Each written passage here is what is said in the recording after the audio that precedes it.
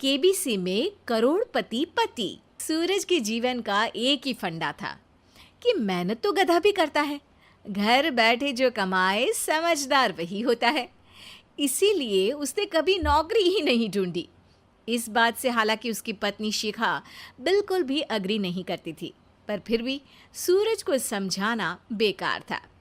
TV में कैसे बनोगे करोड़पति का ऐड देखकर उसे लगा कि बस अब तो घर बैठे ही वो करोड़पति बन सकता है, और उसके पीछे उसने अपने सारे सोर्सेस एक्टिव कर दिए।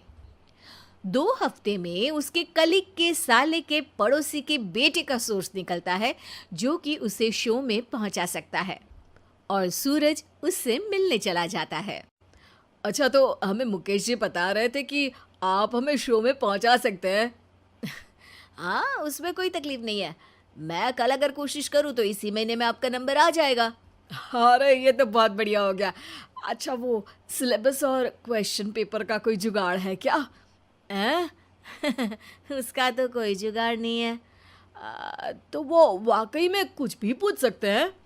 हाँ, वो तो बच्चन जी पर है, जो पढ़ते हैं वो पूछ लेते हैं। पहली कोशिश फेल होने पर अब सूरज के सामने एक बहुत बड़ा सवाल था कि आखिर जवाब कहाँ से लाए।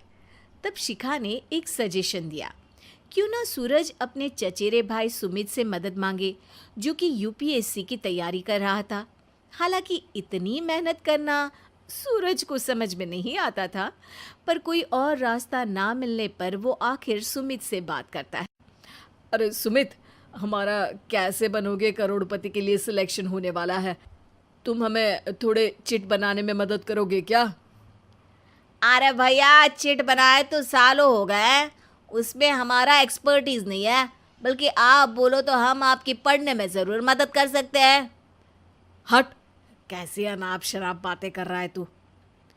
सूरज ने सुमित को मना तो कर दिया था, पर तैयारी करने के सिवाय कोई चारा उसे दिख भी नहीं रहा था। खासकर जब 12 के पेपर लीक करने के एक्सपर्ट शुक्ला जो भी हाथ जोड़ लेते हैं।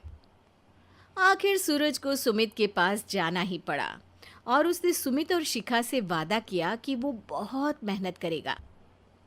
1 महीने की तैयारी के बाद फाइनल हुआ कि शो से 1 हफ्ते पहले एक ट्रायल खेला जाएगा, जहां पर सारे रिश्तेदार ऑडियंस की जगह पर होंगे और शिखा सवाल पूछेगी। दूर दराज से भी रिश्तेदार आकर हाजिर हो गए देखने कि आखिर कैसे बनेगा सुमित करोड़पति। सब कुछ सेट था, और इतने में सूरज आकर अपना स्पीच देता है। ये 1 महीना मेरे लिए आसान नहीं था, पर अपने भाई सुमित और अपनी पत्नी शिखा की मदद से मैं इतनी दूर पहुंच पाया हूँ। मेरे मम्मी पापा के आशीर्वाद ने भी बहुत साथ दिया है मेरा। मैं उम्मीद करता हूँ कि आज के शो में आप लोगों को बहुत मज़ा आएगा। साक्षी पहला सवाल पूछती है और पूरे कमरे में सन्नाटा छा जाता है। इंडिया में कितने स्टेट्स हैं? 3, सॉलिड, लिक्विड और गैस। अरे रुकिए, तो ऑप्शंस तो देने दीजिए। इतने में 5वीं कक्षा का चिंटू बोल उठता है। अरे क्या मामा, आप तो पहले सवाल पर ही आउट हो गए। अरे बेटा, पहला सवाल तो ट्रायल होता है ना। अरे तुम अब देखना। देखने जैसी बात तो थी ही। सूरज को इतना शांत किसी ने नहीं देखा था। कभी कभी तो लगता था मानो सूरज आंख खोलकर ही सो गया हो।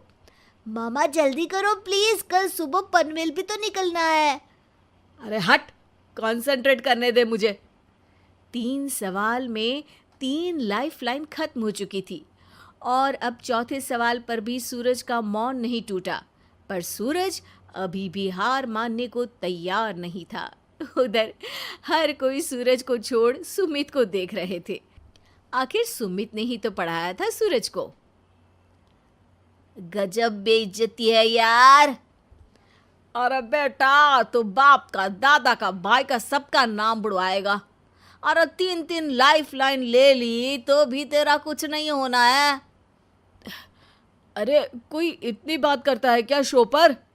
अरे बेटा, शो पर तेरे जैसे भी तो नहीं आते ना।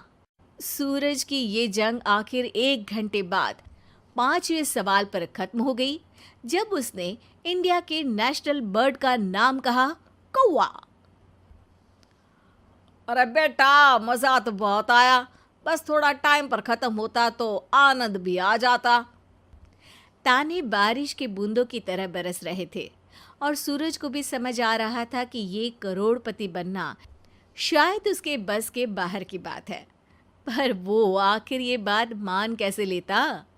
वो सख्त लौंडा जो ठहरा, उसने सोचा कि बेइज्जती तो हो ही चुकी है, पर अगर मैं हार नहीं मानूं तो शायद कुछ हो सकता है।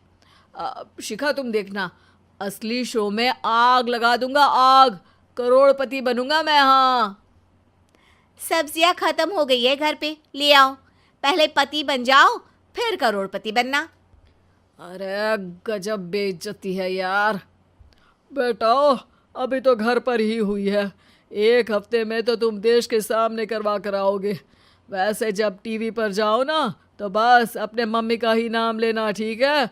कोई पूछे तो बोलना कि पापा नहीं है मेरे। अरे पढ़ाई की, पेपर निकलवाए, इतने सारे लोगों को खाना खिलवाया, क्या फ़र्क पड़ा? इसीलिए मैं कहता हूँ कि मेहनत तो गधा भी करता है, घर बैठे जो कमाए वही सिकंदर। लेकिन मामा, गधे भी जानते हैं कि हमारा राष्ट्रीय पक्षी मोर है।